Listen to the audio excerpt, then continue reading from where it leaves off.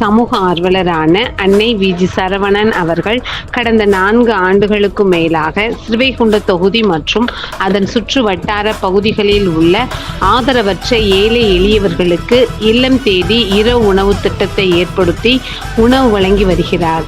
இந்நிலையில் தமிழக வெற்றிக் கழகத்தின் ஐம்பெரும் கொள்கை தலைவர்களுள் ஒருவரான சமூக ஆர்வலர் அஞ்சலையம்மாளை கொள்கை தலைவராக அறிவித்ததன் ஈர்ப்பால் தமிழக வெற்றிக் கழகத்துடன் இணைந்து தமிழக வெற்றிக் கழக தலைவர் தளபதி விஜய் அவர்களின் ஆசையுடன் கழக பொதுச் செயலாளர் அண்ணன் புசி என் ஆனந்த் அவர்களின் வழிகாட்டுதலின்படியும் இரவு உணவு திட்டத்தை ஏற்படுத்தி உணவு வழங்கி வருகிறார்.